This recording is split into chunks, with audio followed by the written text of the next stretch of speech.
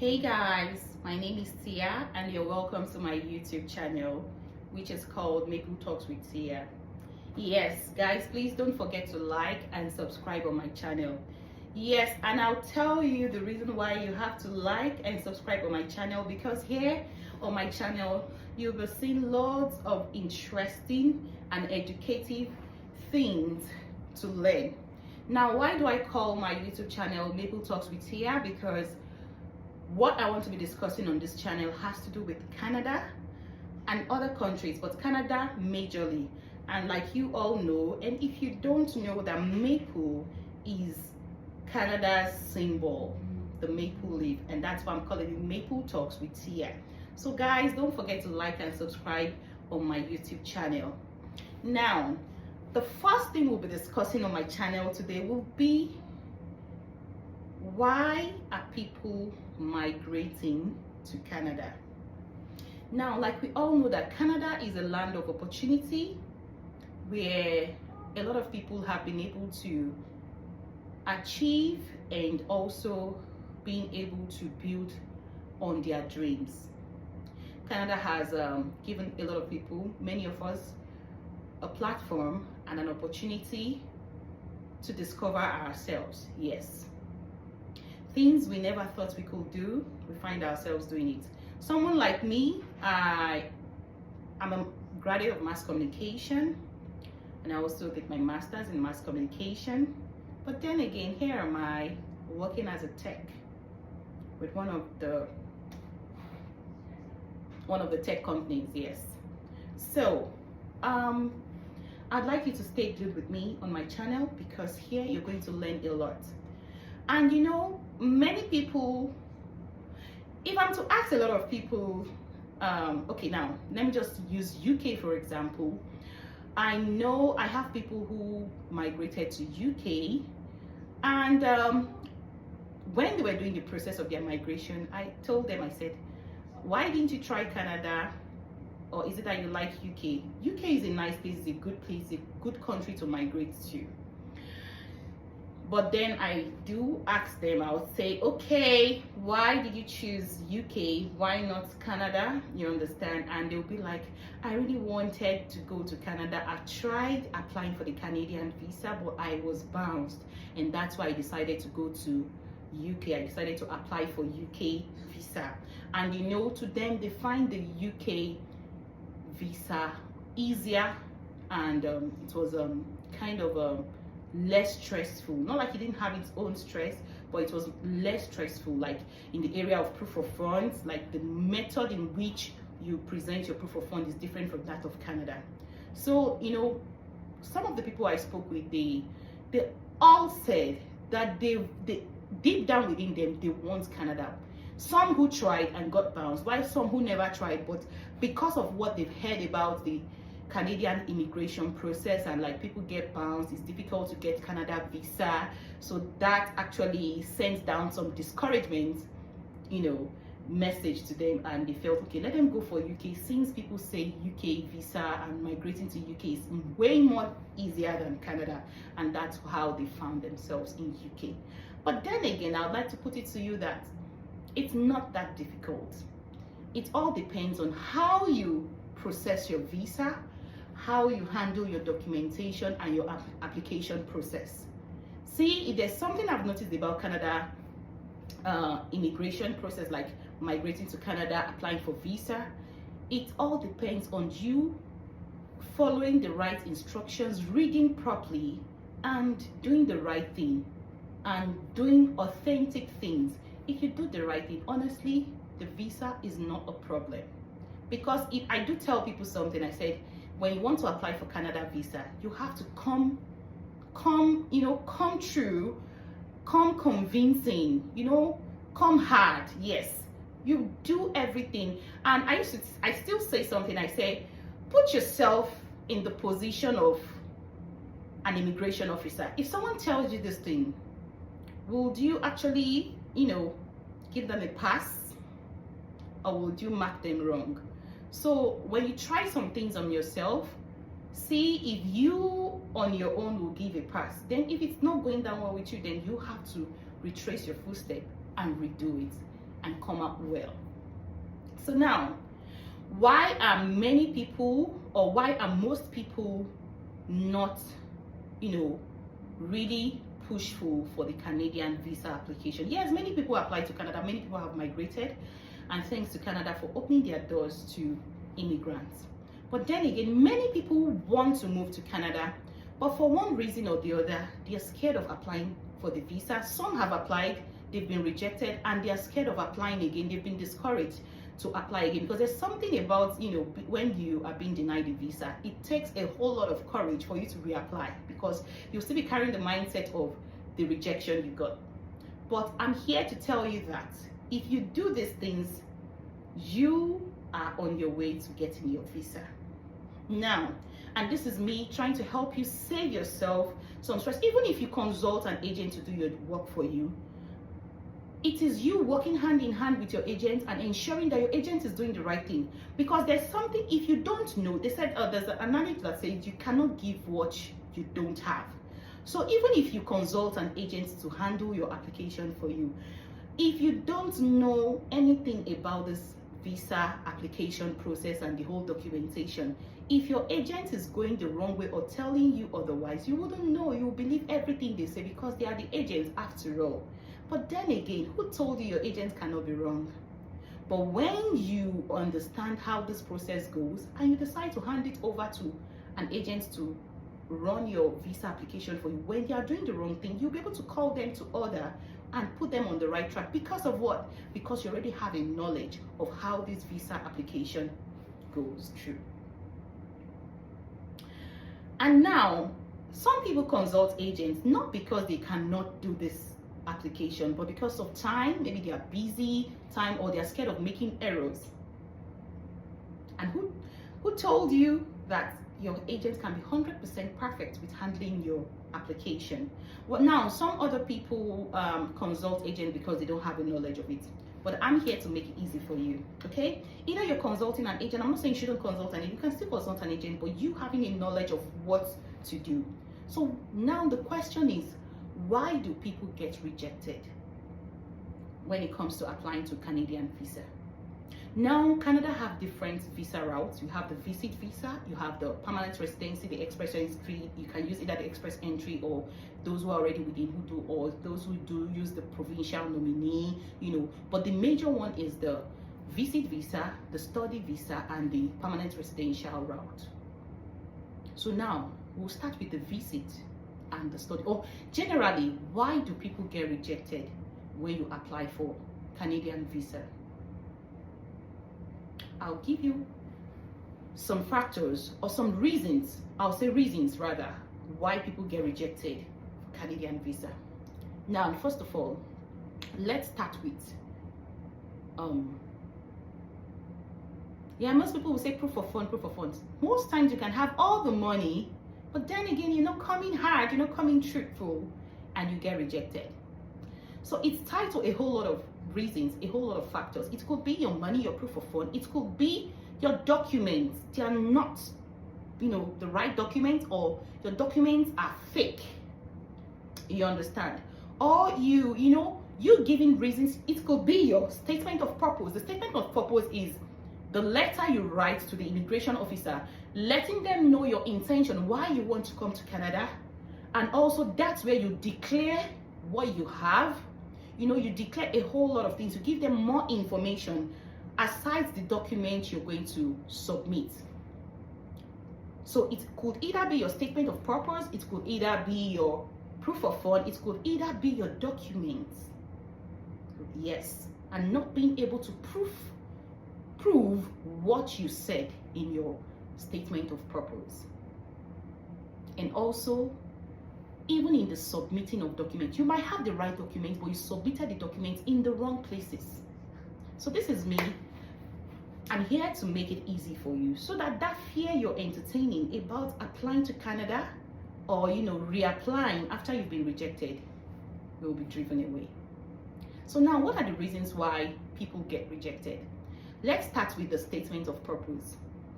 Now, I'll say the statement of purpose is the engine for your application.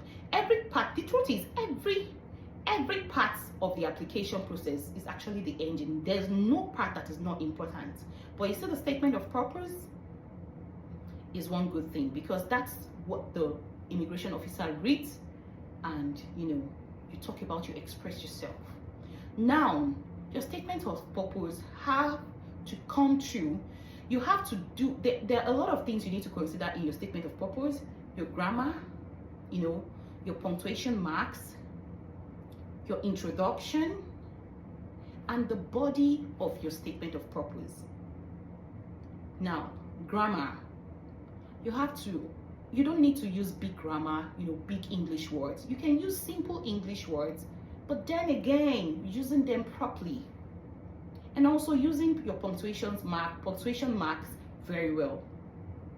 And again, what is the content of your statement of purpose? Now, I'll tell you, a statement of purpose is you showing or telling the visa officer your intention, what you want to come and do in Canada.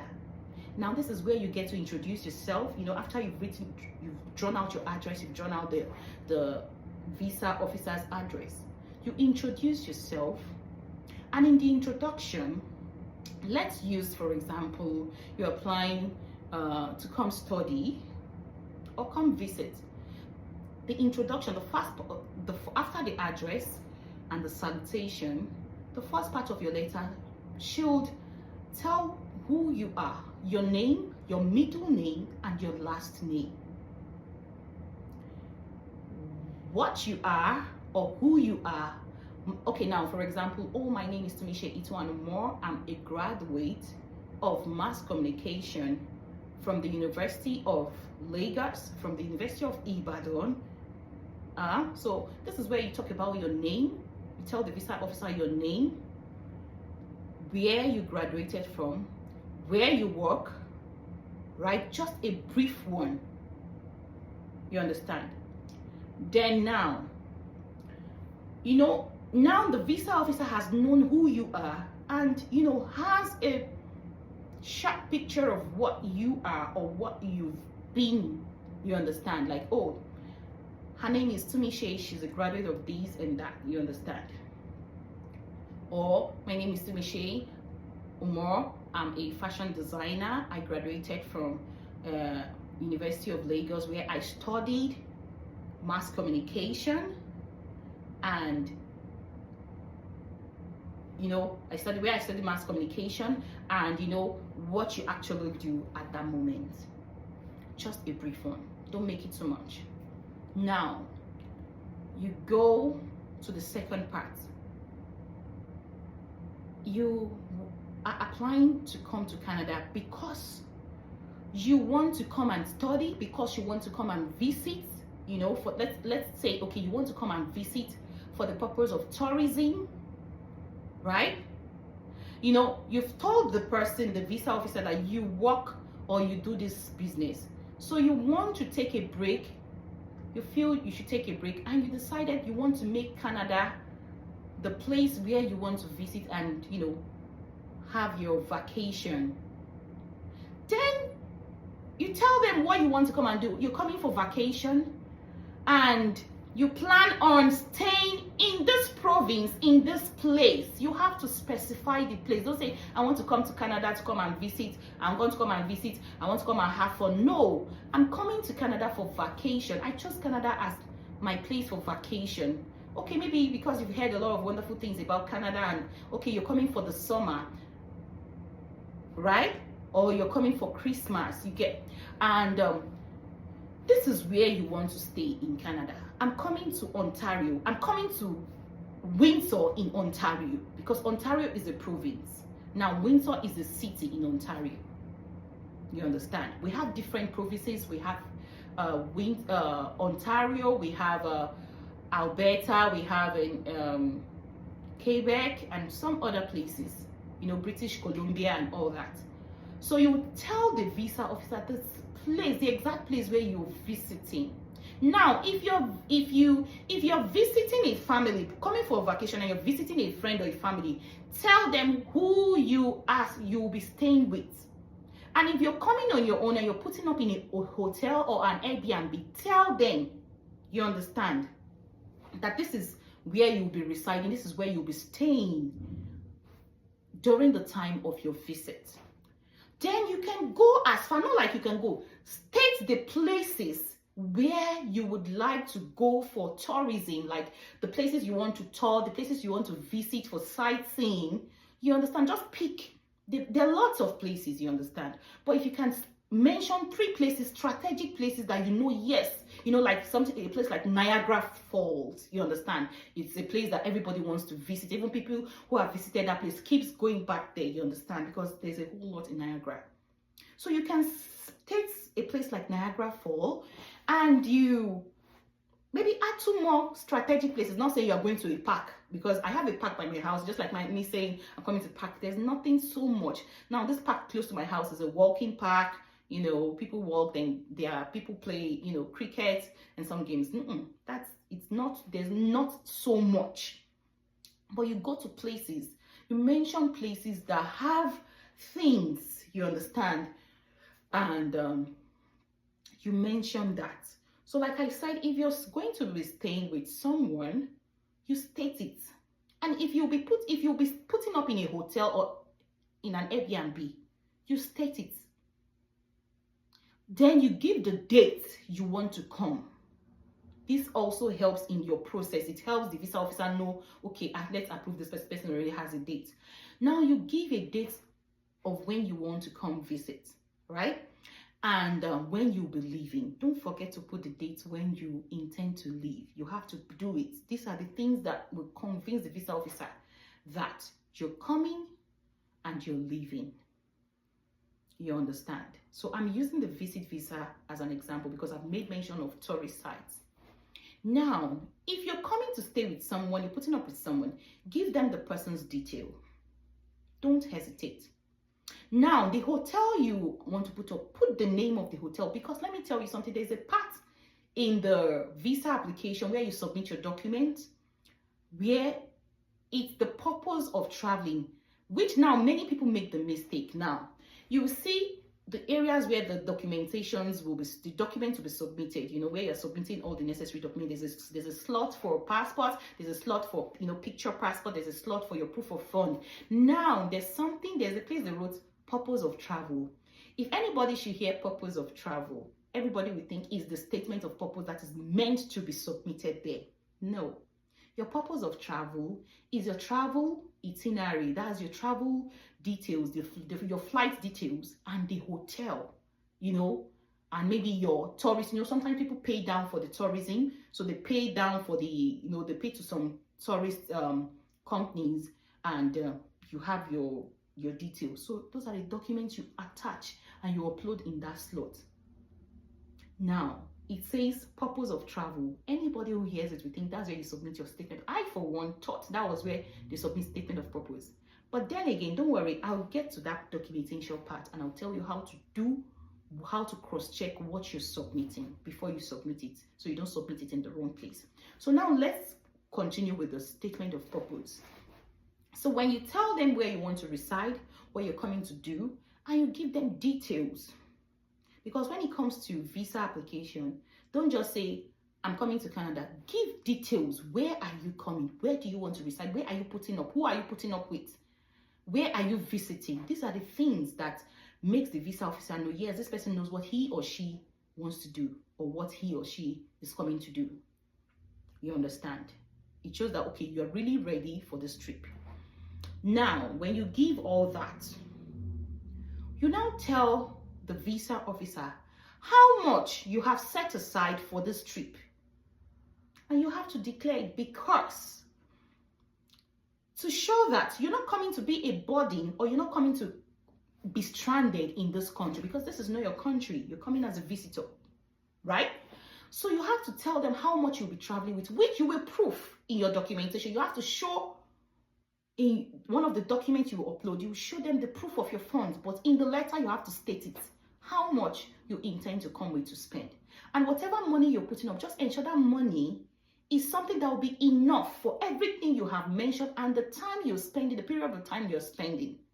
Now, I will advise you, when you're declaring that money, make sure you're converting your money to dollars when you state, don't write it in naira. Whatever, let's assume you have 5 million naira. 5 million naira to Canadian dollar, how many $1,000 will it give you? So you have to convert it. And then again, do your calculations properly. If you put 5 million naira and when you convert it, it's not enough. Please, hello, put and ensure you have that money. Put enough money. At least, I think about $10,000 is enough to declare now, because rate is bad. You know, I don't know, from whatever country you're coming from, you understand? So do your calculations very well, you understand? But just ensure that whatever you're calculating in your currency as a visitor should at least amount to $10,000. Yes. And for the period of stay you want to.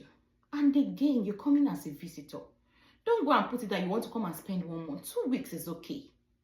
If you're putting 1 month, you're beginning to look like someone who doesn't want to go back to your country. So you have to come convincing. That's why I mentioned in the beginning of this video that you have to come convincing. Okay? So you put it that you're coming for 2 weeks. Which of course, your flight details should have that same period of time, the exact date, and you have to put the exact date you're coming and the exact date you're leaving. So the same thing, your flights the flights you're booking should have those exact dates. Not like you will say a different thing and have a different thing on documents. That is why I'll tell you, when you're applying for Canadian visa, whichever one you choose to apply for, come true. Be plain, be open. Don't try to play a hanky-panky game. Don't lie. Come true, come hard, and have backup whatever, have documents to back up whatever you're saying. Don't just say something and without a backup or evidence. Have something, a document to back up whatever you are saying. Now, still on the statement of purpose, because today's this video, we're going to take it gradually so that you can understand. So there are still more videos that will come after this one. So this one is really focusing on the statement of purpose, okay? So now, for whatever thing you say, make sure you're backing it up with documents, the right documents. Let your documents prove whatever you stated in your statement of purpose, and come true. Don't lie about anything. And this will make the immigration officer, whoever is going through your application, to know that yes, this person is a sincere person. So you put the exact dates you're coming in and the date you'll be leaving. And your flight itinerary should carry the same date. Your hotel details should also carry the same date. Okay? Then another thing is, like I mentioned, the money aspect. And ensure whatever money you declare in your statement of purpose, ensure that same amount of money is in your account. Okay? And do your conversion. At least $10,000. But then again, $10,000, how many weeks are you spending? How much? What's the cost of the hotel? So now the thing is, if you are saying your hotel, let's assume you don't submit details about your hotel and you say when you come, that's when you book for hotel. But I'll advise you, book down, you understand? You can use the booking.com or any other platform where you book hotel. If whatever money you're declaring, if the money you're paying for your hotel is included in that money, ensure you have sufficient, you're declaring sufficient fund. Don't say you're coming with $5,000 and you're saying you're still going to book hotel from that same $5,000. You're still going to visit, other tourist sites. You're going to feed, you're going to transport yourself, you definitely move. Either you're renting a car or you're using Uber or any public transport. So do your calculations well and do it properly so that whatever money you're declaring shows that yes, it's sufficient for this trip. You don't say you're coming with $3,000 and you say you're spending 3 weeks. Hello, that money cannot be enough. So you also use your initiative. You understand? So that's why I always say, put yourself in the visa officer's shoe. If you were the immigration officer, and someone comes to tell you this, would you accept it? Would you believe it? So if you're not taking it, then don't expect any other person to take it. So always try, whatever you're doing, put yourself in the immigration office or immigration officer's shoes. Like, put yourself like you're the person assessing this person's document. You're the one who's going to approve this visa. If someone tells you this thing, would you approve of it? Would you believe it? So if it's not coming true, then you don't put it out as something you want to put forward to your visa officer. So your date should tally with whatever you're presenting on your flight itinerary, your hotel, the date you're stating on your statement of purpose. The amount should also tally with what you have. You understand? You might have more than what you're declaring, but then again, just make sure it's not below what you're declaring. Okay? That aside, now still the statement of purpose. You're stating the time you're spending, where you'll be staying, or if you're staying with someone who you'll be putting up with, give them the details of who you're putting up with, like I said, and also the time you'll be spending. So when you do that, that's another information. So when it comes to that, please try and come through with that information. Now, if you're telling the visa officer that you work, you have to get a letter of you have to present your letter of employment. Because in your introduction you mentioned, oh, my name is this and that. Let's say, okay, I'm a banker. I'm a banker. In the introduction, just a brief introduction about yourself. This is what you do. This is where you schooled. This is this and that. So whatever if you say you're working under a company, under someone, under a brand, you need one of the documents you will need. You need to put that, give information about that, and the position you're holding there. Then remember something, whatever you say, like I said, whatever you say in your statement of purpose, you need documents to back up whatever you're saying. It shows how serious you are and shows that you know what you're doing. So if you tell the visa officer you work, you need to present your letter of employment. You need to present, like in your statement of account, you have to present a salary account. In your statement of, when you're submitting your statement of account, like your proof of funds statement of account, you understand, you have to show them your salary account and any other account you have, maybe insurance, savings, and every other account, where you have money. But that salary account is very, very, very important.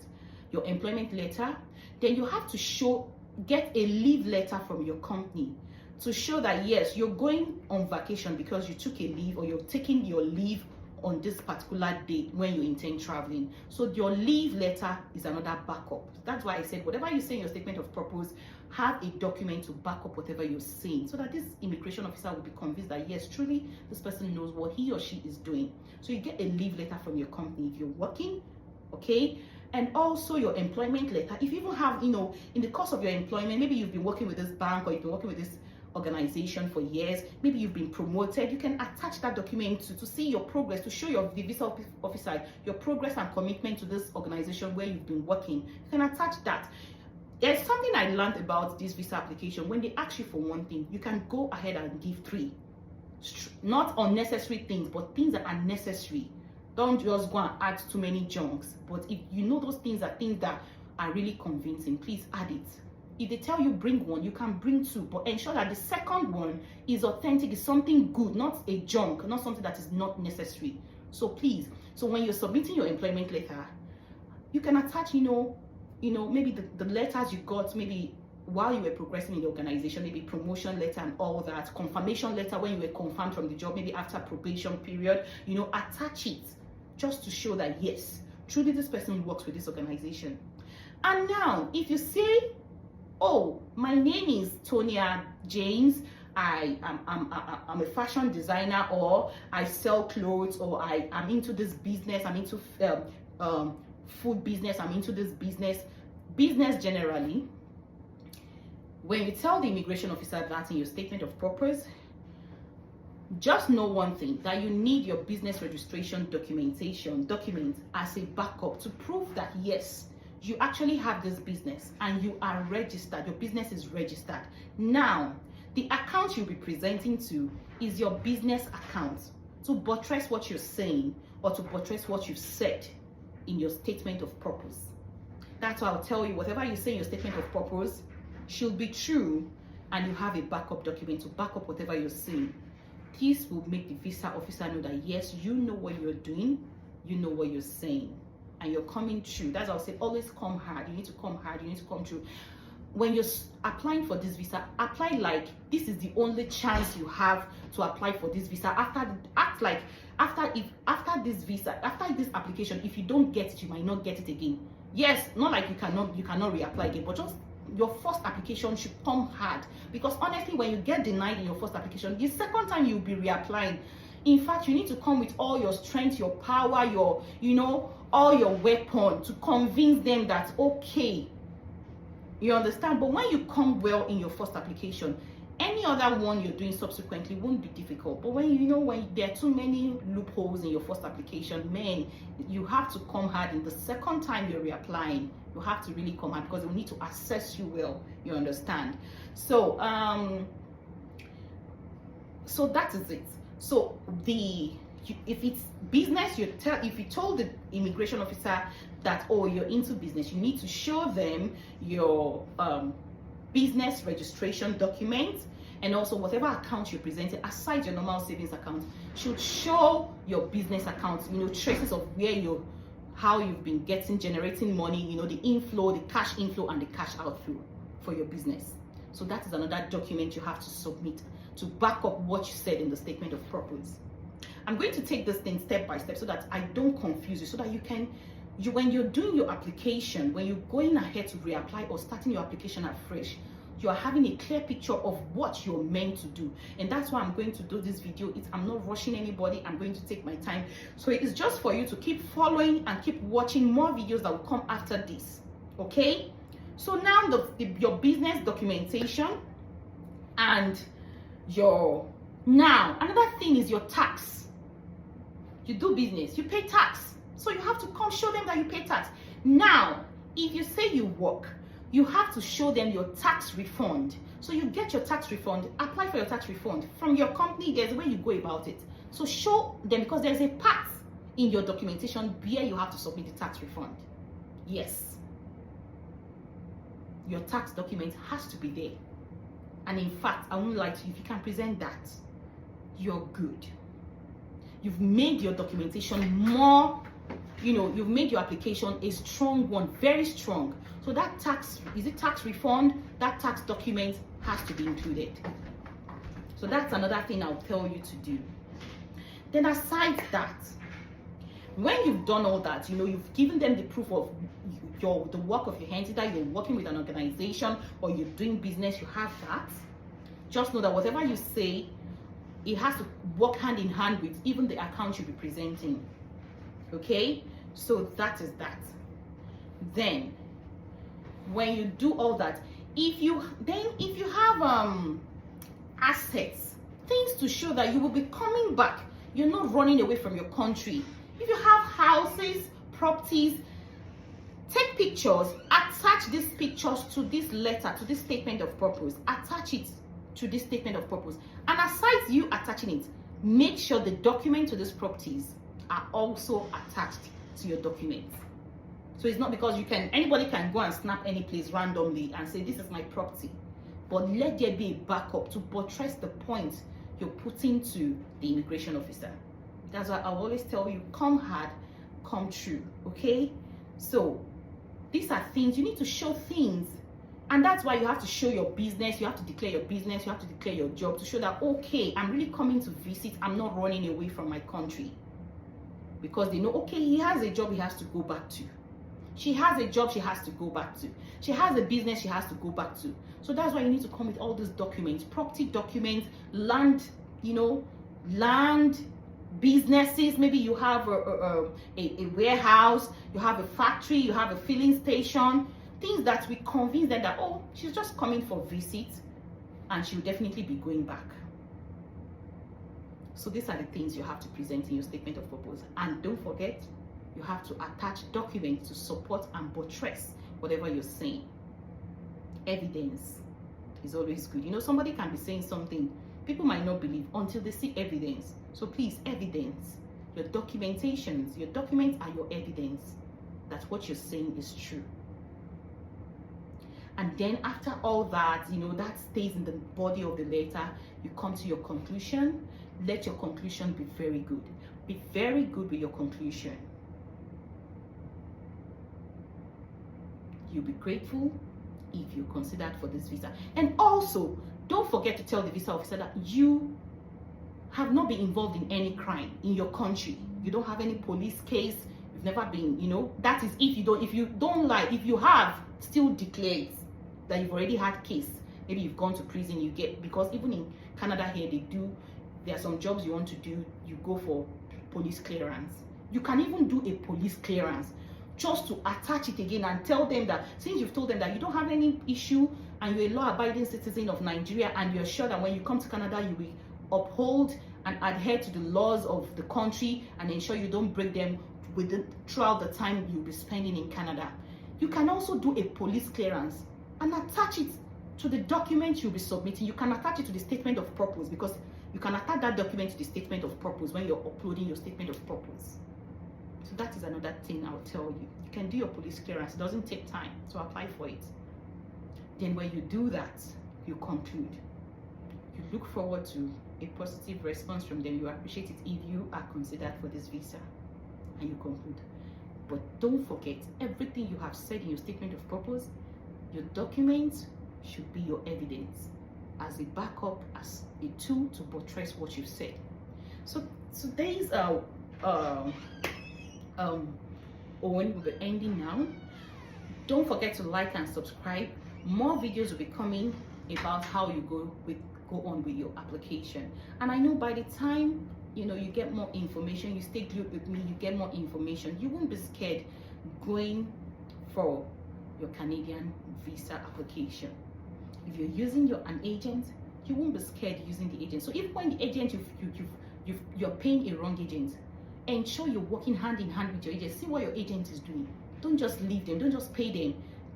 See what they're doing, so that even when you're doing the wrong thing, you know how to correct them, because of what you've gotten right information from this channel.